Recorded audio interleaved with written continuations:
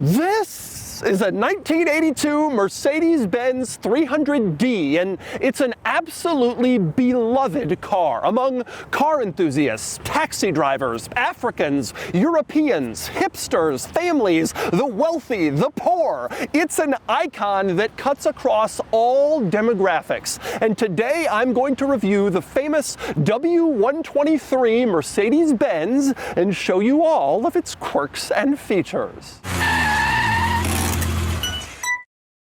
Before I get started, big news, this 300D is currently for sale and it's being auctioned live on Cars and Bids. This is an old school diesel Benz finished in cool China blue. It's been in California its whole life and you can buy it on Cars and Bids. So once you finish watching this video, click the link in the description below to visit the live auction for this 300D where you can bid on it and buy it with no reserve, only on Cars and Bids. All right, time for the quirks and features of the W123. And let's just start with that, W123. That was the internal Mercedes-Benz chassis code for this car, and that's how pretty much all enthusiasts refer to this car now. These days, in the modern era, we would consider this car to be the E-Class. That's how we would know it now. But back in the day, it was just sort of the mid-size Mercedes-Benz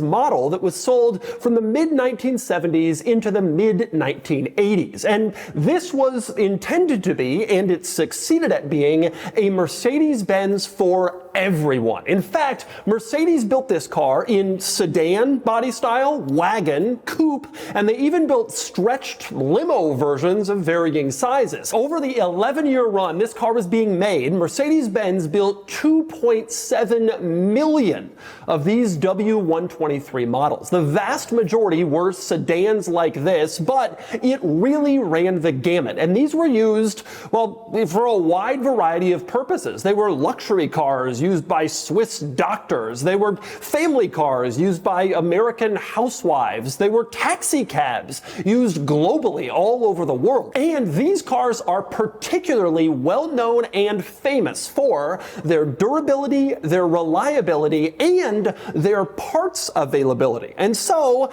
after these 123s had their first lives with the Swiss doctors and the American housewives, they often went on to developing countries in Africa and Asia to have second lives where they could be kept on the road fairly easily using available parts or just kind of ball and twine methods of just keeping them going. And they would often live long, hard lives in various different states and areas, sometimes covering hundreds and hundreds of thousands of miles. Even to this day, 40 plus years after these cars were on sale, it's amazing how common they still are, largely because of their famous over-engineering and impressive reliability, and frankly, mechanical simplicity. It all contributed to this car's tremendous longevity, which is still famous to this day. And these days, the 123 has become beloved by, well, frankly, hipsters who think they're cool to drive around this old school vintage car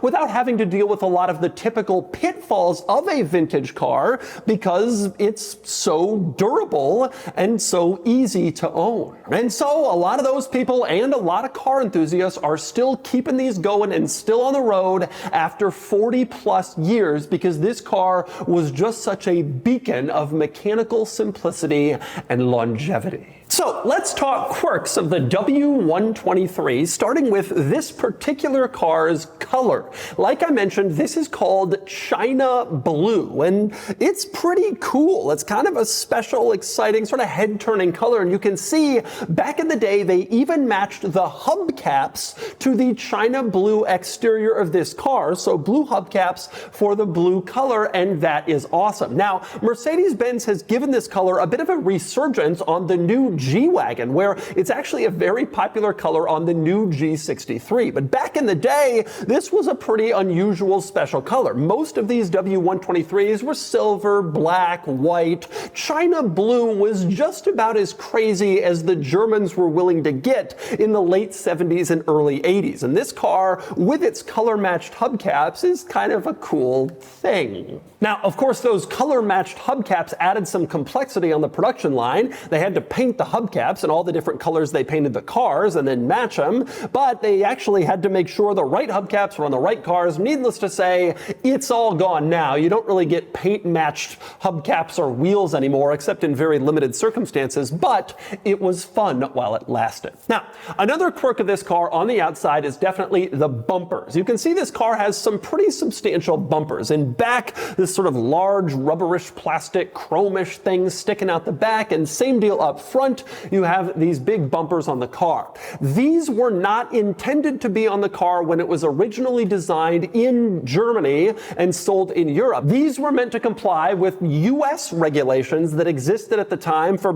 crash safety and vehicle protection, and so they only added on these bumpers for the US market, which was pretty common. A lot of European cars had to stick on extra bumpers in the late 70s and early 80s to comply with US regs. These actually aren't as bad as some other cars, including some other Mercedes-Benz models like the R107 SL, but Porsches had this too, Lamborghini Countach had it.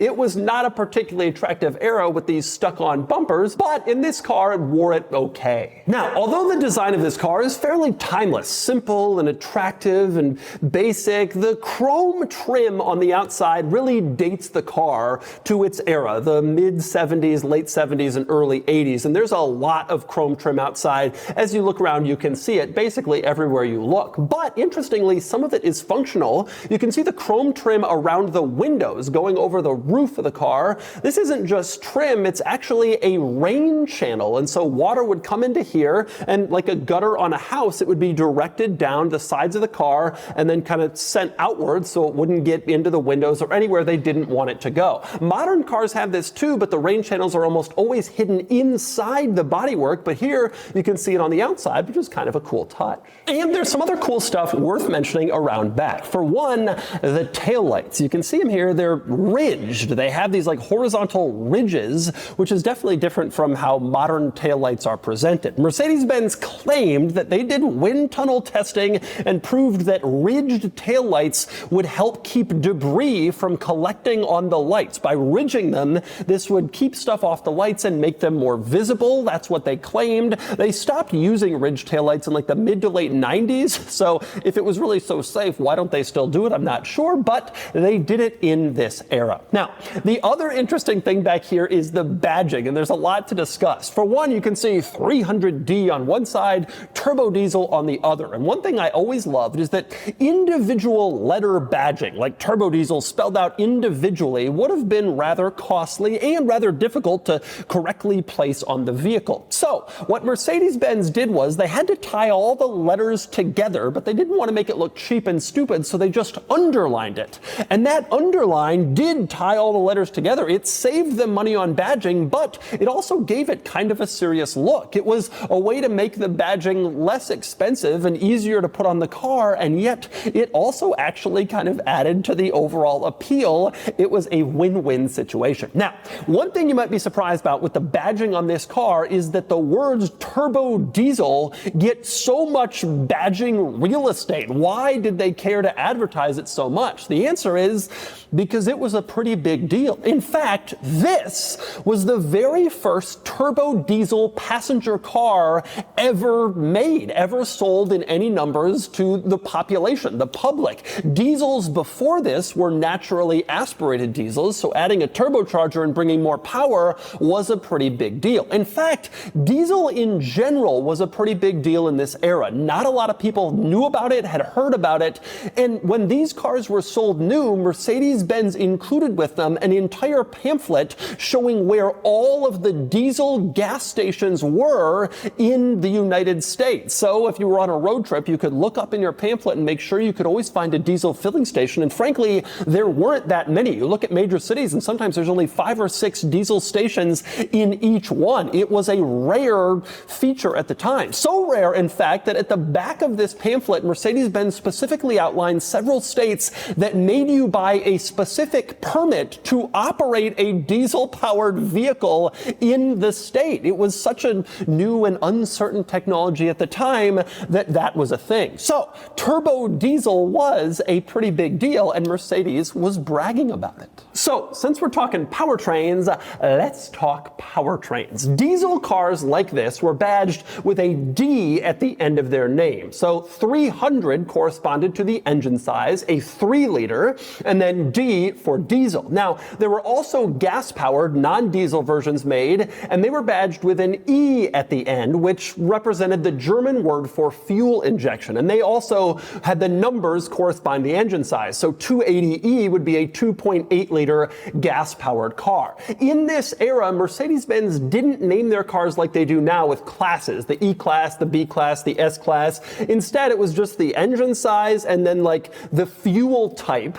But that E in the gas-powered versions of this car did eventually inspire the name for what this car became, the E-Class, later in its life. Now, like I said, 3-liter turbo diesel in this car. It's actually a turbo diesel 5-cylinder, and it didn't make all that much power. About 125 horses and about 180 pound-feet of torque. That is a reasonable number. It's totally okay, but it wasn't fast, and you can only imagine without the turbocharger that this must have been a pretty slow car. The naturally aspirated non-turbo versions of these never cracked 100 horsepower in the US market, and the stated 0 to 60 times were in the 16 to 19 second range, which is really legitimately quite slow. Adding the turbocharger brought that up to, like I said, 125 horses and 0 to 60 in maybe 14 seconds. Still not exactly lightning fast, but much more acceptable. Needless to say, this was long before the era of AMG high-performance E-Class models with 500 horsepower. This was supposed to be a car for every person, and so the focus was on efficiency, mechanical simplicity, reliability, longevity, rather than power or performance. Clearly. Now, one of the interesting things about this car is that it doesn't use many electronics, which actually was always a major benefit, especially when it went on as a used car to emerging developing countries. It was mechanical in a lot of ways, so it could be easily fixed. In fact, it doesn't use electronics for the door locks. They're vacuum pressure powered, and that was also true for the ignition, at least in terms of switching off the car. Now, the drawback there is if you had a hole in your vacuum lines, you switched off the car, the engine would stay running. And so Mercedes-Benz actually engineered a manual engine stop, basically a kill switch. You can see it here. And if you turn off the car and the engine stays running because there's a vacuum leak, you could pop under the hood and stop the car this way. And apparently it's actually a fairly common problem in these cars, although this particular car, you can turn it on and off just fine with the key. And next up we move inside, and one of the interesting things about this interior is it's fairly basic for a luxury car. The W123 wasn't an ultra high-end opulent vehicle, but it was a luxury car, and yet the interior doesn't really stand out that much in terms of beautiful design or high-quality finishes or touches. Back in the day, in the 70s and 80s, luxury wasn't defined by technology or screens or beauty necessarily, but by quality, build quality, precision, high-end materials, and this car definitely had that. You can see this held up incredibly well, this interior, over 43 years of use. It's actually pretty impressive just how nice it looks after all this time, and that's because they spent their luxury money on materials to ensure this car was as durable and long-lasting as possible, and it really was, and that made for a luxury car. That's especially true of the seats, which are covered in Mercedes-Benz now famous MB Tex upholstery.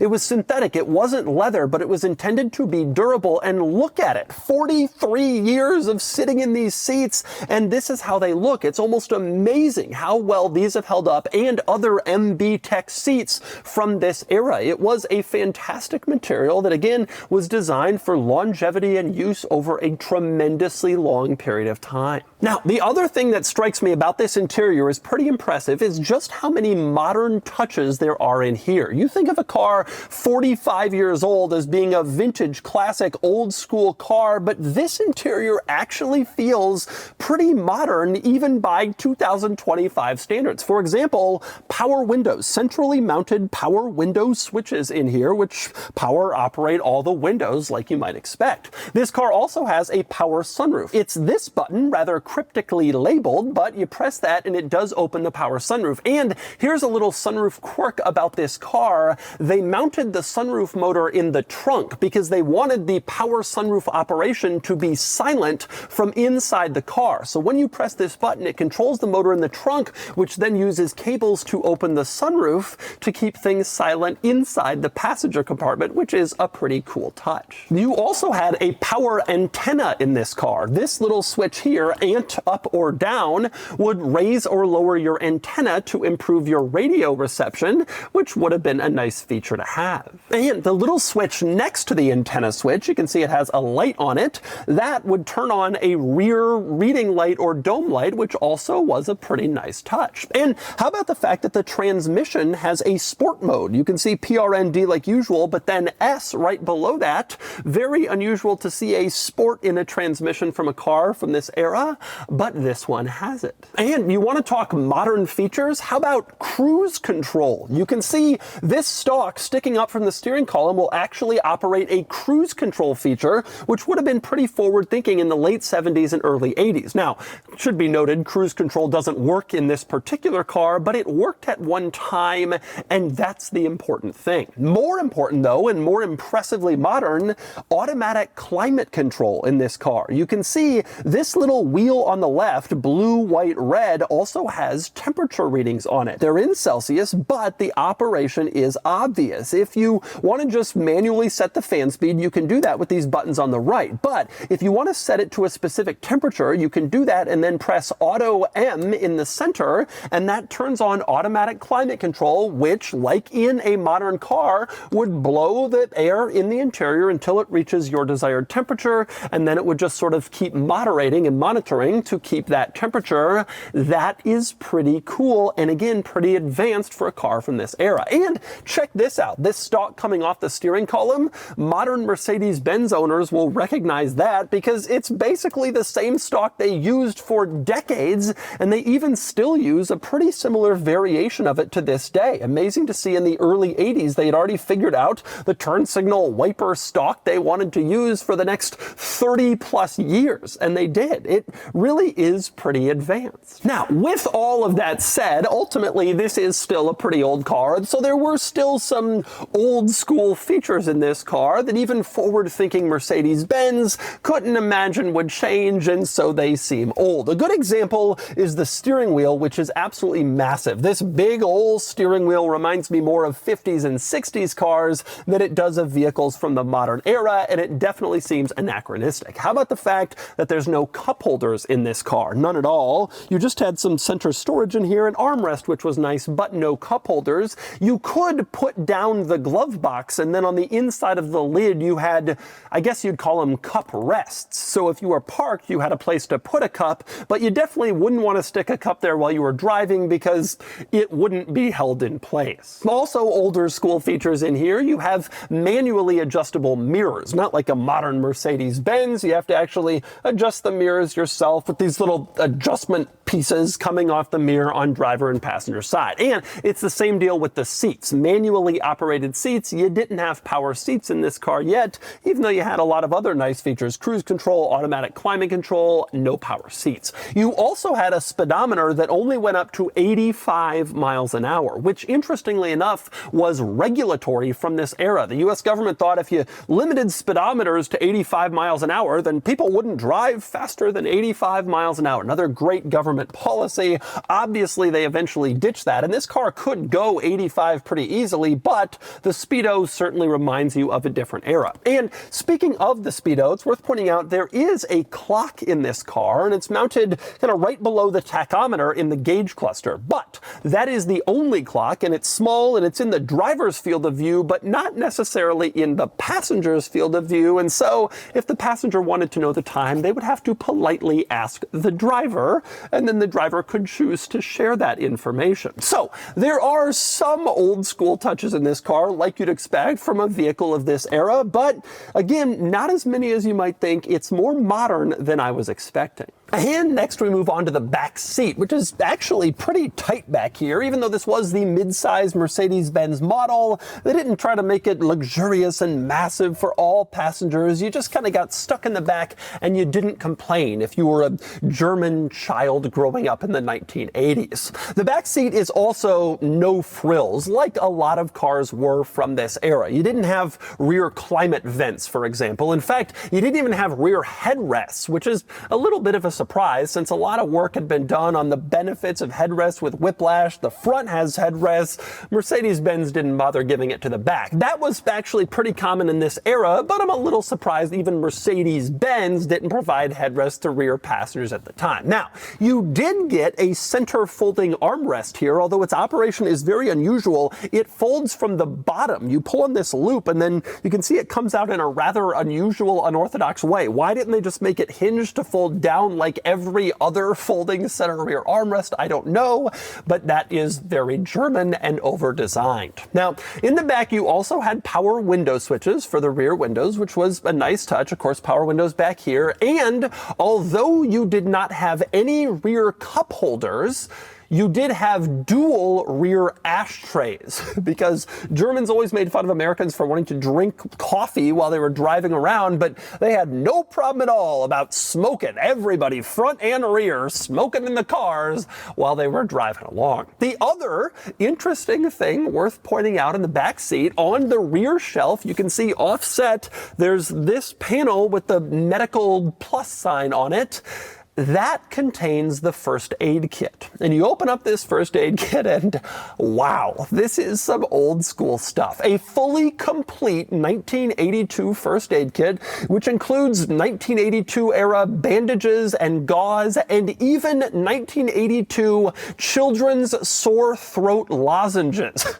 I have a suspicion these are not particularly effective today. Or if they are, they probably do something totally different than give you sore throat relief because of 40 years of aging in this first aid kit. There is also a little Reader's Digest guide to treating various first aid injuries and ailments you may encounter, and it covers everything from automobile accidents to sunburn. This was included in this car when new, in case you had your first aid emergency and you needed to look up what to do after a snake bite or to give your child some sore throat lozenges. And next up we go into the trunk, the cargo area of the W123, and frankly there's nothing particularly exciting to see in here, although it's not as big as I was expecting. It's not as big as it would be in a modern car where it would probably push a little further underneath the rear seats. Here it stops sooner than I would expect. It's almost like there's some dead space between the end of the trunk and the seats that could be used but isn't. And it's worth pointing out the seats don't fold down, so you don't get that extra storage either. If you wanted more storage, again, they offered a station wagon version of this car that you could have gotten. The sedan, of course, had a little less practicality. It did, however, offer this little valley to the side of the storage floor where you could put some smaller items if you wanted to, which added a little to the practicality. But generally speaking, nothing particularly unusual under here, although it is interesting to point out your only luxury trunk item was this flimsy piece of carpeting on the bottom that you could just remove and take out. It covered the spare tire. Obviously, Mercedes-Benz has come a long way in the years since this, with now fully carpeted trunk areas that look a lot nicer. Back in the day, it was just for throwing stuff, and they didn't bother to make the trunk luxurious. It was very much just practical. So, last thing, what happened? The W123 is one of the most iconic, beloved, well-known, and popular Mercedes-Benz models of all time. So where did Mercedes-Benz go after this? Well, in 1986, the 123 was replaced by, well, of course, the W124, which was a larger, more luxurious, more modern, more grown-up, mid-size Mercedes-Benz sedan. It moved the needle forward just like the W123 had done over the W110 in the mid-1970s. And after the 124 went away, the E-Class lineup continued to develop throughout the 1990s and even to today. And in fact, the very newest E-Class, which just came out this year, can trace its lineage all the way back through the 2000s and the 90s to this vehicle, which essentially kind of kicked off the E-Class as we know it, even though it wasn't really called that in its era. This is kind of the beginnings of E-Class as a mid-size, popular, kind of every-person Mercedes-Benz model. And so this car, popular in its day, remains popular now as kind of Mercedes' big volume car, the E-Class. But probably most interesting is, how does it drive? It's fairly modern, it's beloved. What is it like behind the wheel of a W123? I'm curious, so let's find out. All right, driving the 123. It's been a while since I've been in a 123 Benz, and this is kind of, at least in the States, this is kind of the most famous one. Short of the wagon, which gets a lot of love, but the sedans were a lot more common, and the Turbodiesel 5-cylinder 300D was like the 123. It was the most popular one, it was the best known one, and frankly it's the most desirable one. Everybody likes the diesels, even the NA diesels, but the turbo diesel just had much more power. In modern day world, this is a much more usable and drivable car than the early NA diesels. The first thing that strikes me when I get in this car, and it's been a while since I've been in a 123, the first thing that strikes me when I get in here, as the owner of a 1983 Lamborghini from the same era, is just how modern this car is. Why are there so many W123s when this car is 40 years old?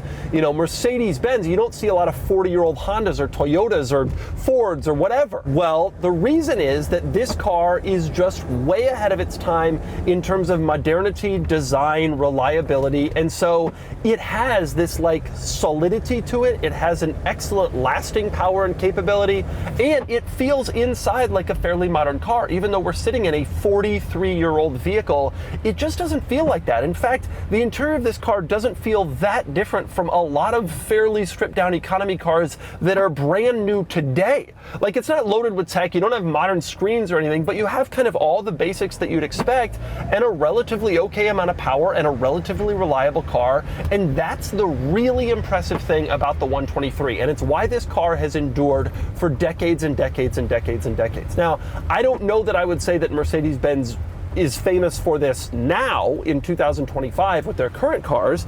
There's a lot of things they do great, but I'm not entirely sure that like this kind of future proofing is one of them. However, in this car, there's absolutely no question that it is tremendously successful at doing exactly that. Now, driving this car, I will say it's not exactly the fastest vehicle in the world, and I don't think anyone would really try to assert that it is. It's quite slow. That was never really the intent of this car. It's hard to explain because the E-Class now, even a base level E-Class, which is now the E450 with like 360 horsepower, is a fast car. But back in the day, that wasn't really the intent of a car like this. If you wanted a fast car, you would go buy a Porsche or a Firebird in the early 80s or something like that. Like, that's what you would get. Performance was not really the goal. It was just getting a lot of people mobilized in a vehicle. And so the performance level of this car, while slow by modern standards, is at the time completely acceptable, normal, and rational. The driving experience is interesting. Like I said, the ride quality is good. The sound, relative quiet inside here is quite impressive, actually. It's a nice drive and a nice ride. There are some indications that it's an old car. The seats are not particularly supportive. They're nice. The material's held up tremendously well over time, which is kind of a hallmark of this famous MB Tex upholstery, but they're not very supportive like modern seats are so well designed to be supportive and contour over long trips. The really easy way to tell that this is an old school car is the steering, which is just very, very vague. These were the early days of power steering. They way over boosted all the early power steering throughout all the 1980s and early 90s. And it's just very vague on center. It's par for the course. It's not broken. It's just the way these cars were. Aside from those things, you don't really get a great sense that this is a very old car. I think if you were to put a lot of people in this car, they would definitely say it's at least 10 years newer than it is, just by the way that it drives and feels, particularly if you had them drive any other 1982 vehicle. Driving it around, you could absolutely, totally, 100% completely daily drive this car, which I wouldn't say about basically any other car from this era. A lot of vehicles from this era, you'd have trouble finding parts, they'd have rough, difficult rides, they'd be too slow to keep up with modern traffic, they'd be worn out. Not this car. It's just good.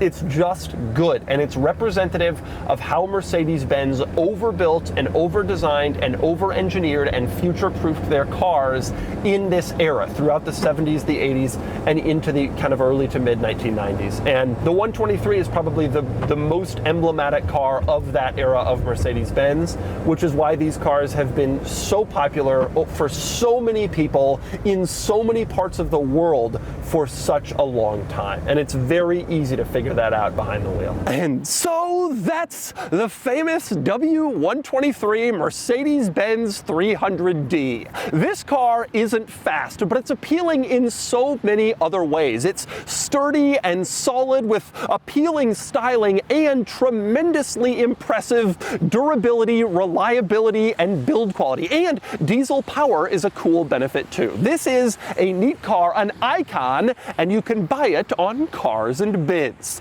And now it's time to give the 123 a DougScore. And the DougScore is here, 42 out of 100, which puts the 300D sedan here against some kind of similar cars. This is an icon, a classic Mercedes-Benz model that has found a community everywhere, from German doctors when new to taxi drivers, Africans, hipsters, the list goes on. It's a testament to the quality and reliability of these cars and the ease of ownership, and the W123 is a surprisingly nice car to drive, too, with a shockingly modern feeling considering its age, even though it is pretty slow.